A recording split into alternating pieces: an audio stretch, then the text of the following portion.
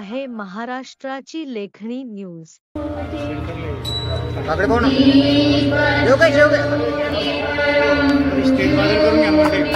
भैया भैया समोर एक मिनिट।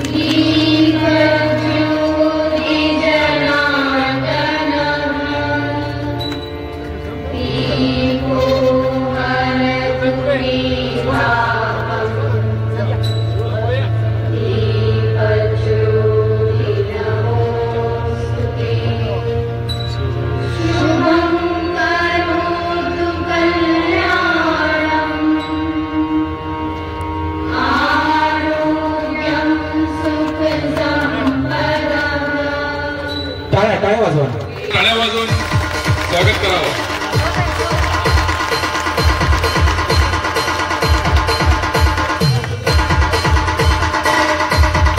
यानंतर मार्केट कमिटीचे चेअरमन,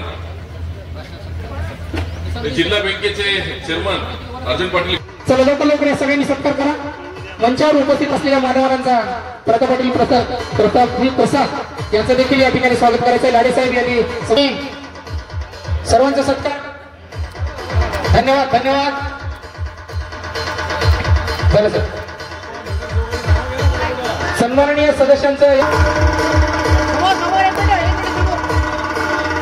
या ठिकाणी मतीजी देशमुख असतील, या सर्वांचं उपस्थित असणाऱ्या सर्व मान्यवरांचं या ठिकाणी आम्ही स्वागत केलेलं आहे, मनपूर्वक स्वागत करतोय। आणि जर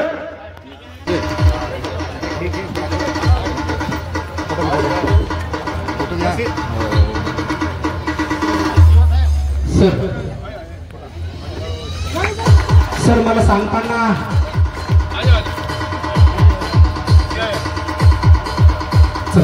यानंतर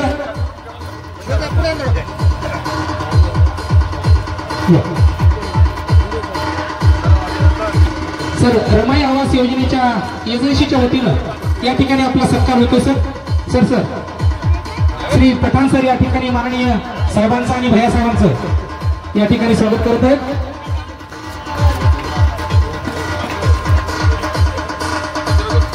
धन्यवाद सर।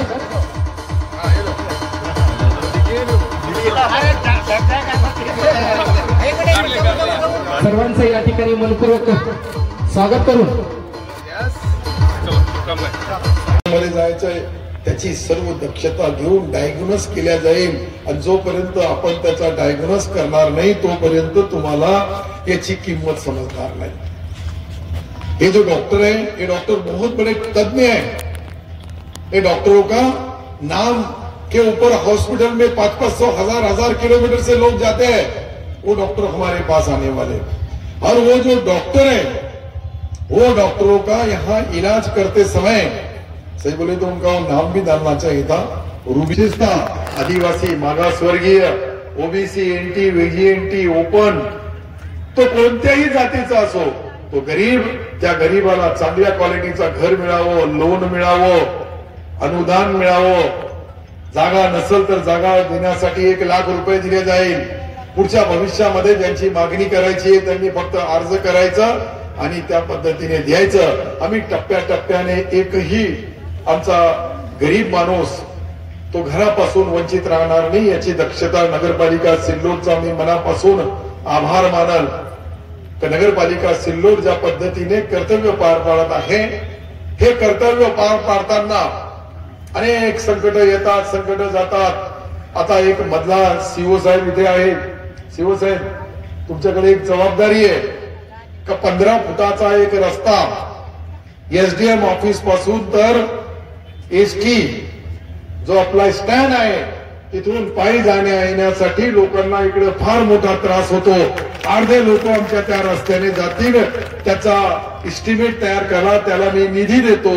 आणि मंत्री महोदय जे आपले परिवहन मंत्री आहे, त्या परिवहन मंत्री महोदयाची प्रताप सरनाईक साहेबांशी माझी मीटिंग झाली, त्यांनी ते मंजुरी घेतली आणि त्या पद्धतीने हे जे रोडवर जाण्या येण्यासाठी लोकांना त्रास होतो, एसटी महामंडळमध्ये पायी जाण्याची व्यवस्था त्या ठिकाणी व्यापार पेठी बनू लागलं।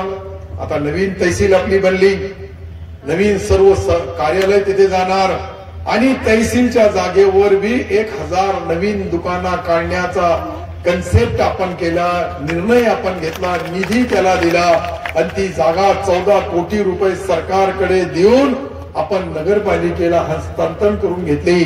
तर प्रत्येक लोक म्हणतात हे ढोल दवाखाना का झाला, ही शाळा कशी झाली, कोणी म्हणतात ही शाळा कुठलची, काय पाकिस्तान आहे का?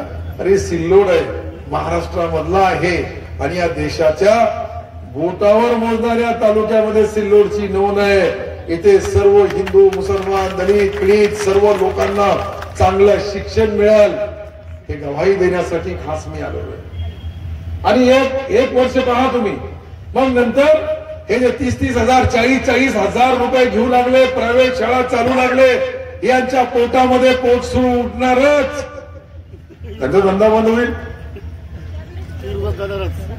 आणि उर्दू वाल्याला तर आम्ही पहिल्याच इतक्या शाळा दिल्या का इथे कशाला येतील ते विचार. अब उर्दू वरी बोलते तो भोकतन को भेज देंगे उर्दू. लेकिन यहाँ Marathi, English, hi-tech school CBSE pattern से चलेगी. हमारे बच्चे भी कलेक्टर बनना चाहिए, कमिश्नर बनना चाहिए, कोई भी जात का, कोई भी धर्म का, कोई भी पंथ का होगा, लेकिन स्वाभिमान से उसको अच्छा शिक्षण फ्री ऑफ चार्ज मिलना चाहिए. ये नगरपालिका सबसे श्रीमंत है महाराष्ट्रातल्या.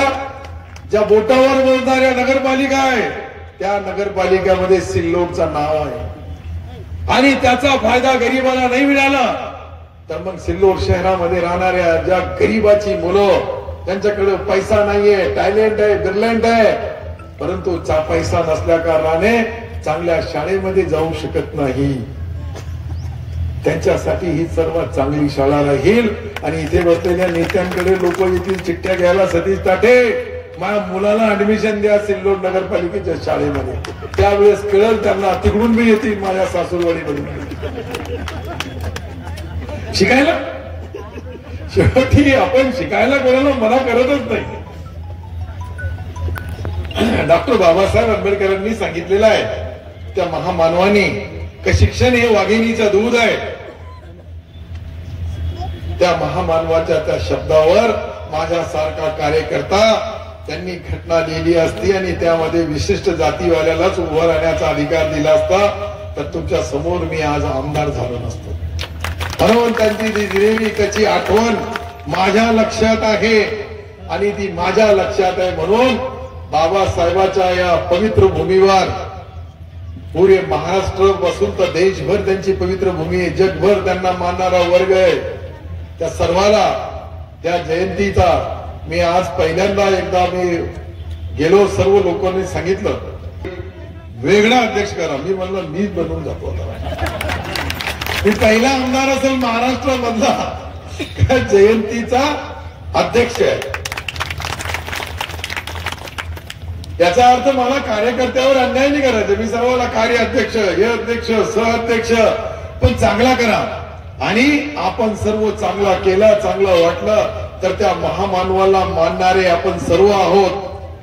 डॉक्टर बाबासाहेब आंबेडकरांनी जी आपल्याला घटना दिली त्यामध्ये जात पात धर्म पंथ काही पाहिला नाही. आदिवासी असल, मागासवर्गीय असल, गरीब असल, त्याला केंद्रबिंदू केलं. म्हणून सर्वांचा बाबासाहेब एक.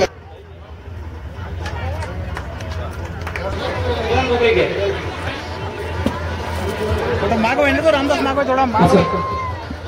चला राजू विठ्ठल आरके, राजेश्वर भाऊ, राजेश्वर कुठे, राजेश्वर आणि या इकडे चला.